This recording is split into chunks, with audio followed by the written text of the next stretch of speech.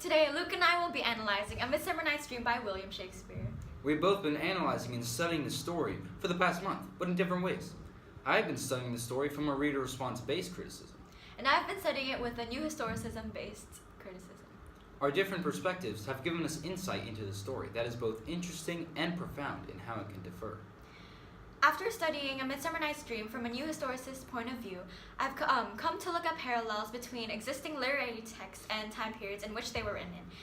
Just as the father of New Historicism said, Stephen Greenblatt, you should compare literary works with history because every piece of literature is somewhat tied to some form of historical event or custom. Following an idea from Purdue Owl, from a reader response-based criticism, I studied the book on how it relates specifically to myself, but also how it could relate to other readers. The way Shakespeare intended the book to be interpreted is irrelevant to my criticism. A Midsummer Night's Dream, a masterpiece by William Shakespeare, we found ourselves following the predicament of four young lovers. There is scandal and deceit between the four, and there is tension. They must find a solution that meets the social and societal norms, but also pursue what their hearts actually desire.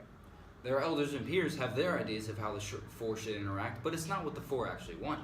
Not only does Shakespeare deal with the physical side of the story, but he also shows us the ironic side of how the spiritual realm can meddle with the physical to create problems. The Queen of the Fairies and the King of the Fairies are having a hard time with the relationship, and the King Oberon sends his servant to put a love potion on his wife's eyes, so that she would embarrassingly fall in love with another. However, a strange situation of circumstances causes everything to go wrong. The four lovers suddenly have changed their views of who they love. Wow, that's crazy. This creates a large amount of tension and confusion, right? Of course. Between the four, there's a confrontation that is so troubling, it causes spirit to take charge and make things right between the lovers. Finally, all seems to be right and problems have been resolved. However, it wouldn't be Shakespeare if there wasn't another group that is there for comedy but actually has no effect on the story, right? Definitely. Shakespeare introduces a group of senseless countrymen who in vain are trying to organize a play for the nobles. They overthink it way too much so as to not be executed and turn the tragedy of a play into a comedic hodgepodge of a story. As Shakespeare said in his adaptation of the play by Bantam Classic, which when I saw rehearsed, I must confess made my eyes water, but more merry tears the passion of loud laughter never shed. The depressing play was so overdone and comical, it caused tears of laughter to be shed rather than tears of sadness. Wow. In this play, Shakespeare begins by introducing Hermia, who is arranged to be wedded with a guy named Demetrius. This is a pair out of our four lovers. What stood out to me and my new historicism analytics was how Shakespeare emphasized a societal norm of their time, marriage to obtain social class or to keep their family reputation. Egeus, Hermia's father, favored the man named Demetrius because he was the better guy to marry. Arranged marriage was big in their days, compared to our modern day. It is more common to love with free will, right? Right.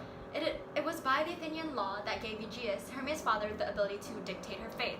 In scenes 1.1, lines 39 to 42, we see Egeus referring to the Athenian law where I quote the play, and he says, I beg the ancient privilege of Athens, as she is mine, Hermia. I may dispose of her, which shall be either to this gentleman, Demetrius, or to her death, according to the law.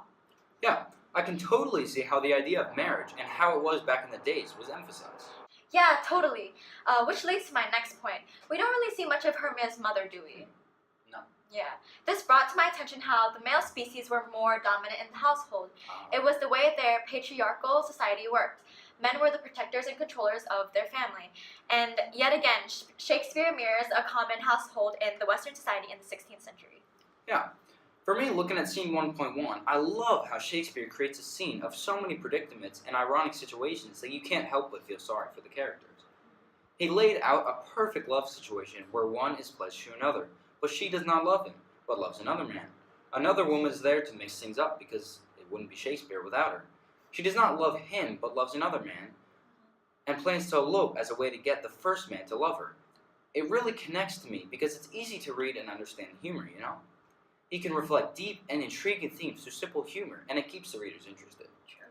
Though the play can obviously seem quite unrealistic, Elizabeth Latimer from Shakespeare Online reminds us that no play was ever named more appropriately. It is a dream composed of elves, mistakes, wild fantasies, and the gross deep.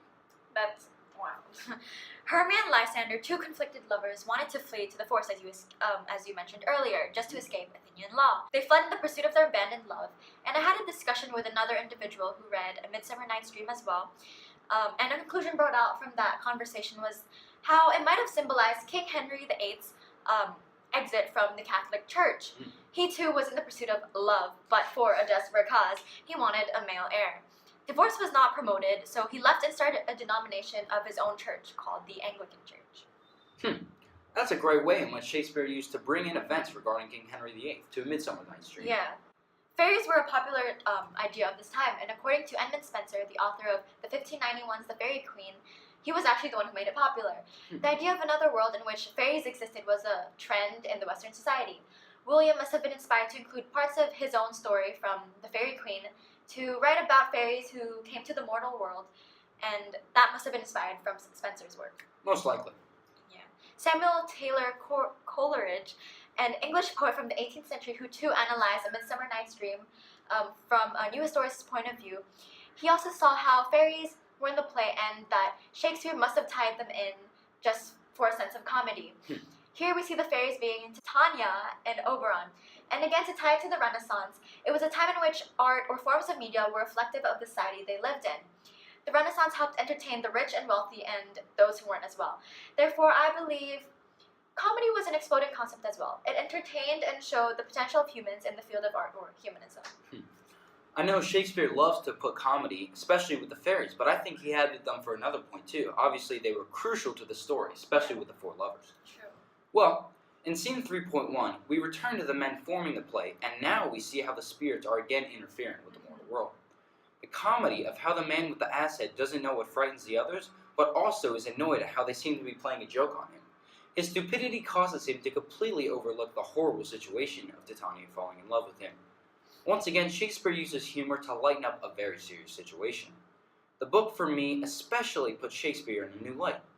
It is not as boring as people may make it out to be, and the problems are quite applicable to our lives today. In this particular scene, 3.1, we see how Shakespeare hints the reality of how theaters actually worked. Shakespeare was a co-owner of a theater, and I believe that he was bringing in an element of comedy to show his readers how a typical production worked. Furthermore, we see how Bottom's turning into an ass head was inspired by a selection of his contemporaries' writings during the time. Referring to the Royal Shakespeare Company, they tell us how A Midsummer Night's Dream was actually inspired by a selected few poems in which Shakespeare must have read when he was learning literature and grammar in school. Keep in mind that Shakespeare grew up in a time where humanist ideals and the pursuit of knowledge was very popular. Yeah. Shakespeare's play heavily shows how the time period he lived in moved into a more intellectually based society. Well, if we look at scene 4.1, it marks the start of Shakespeare's revelation of the story.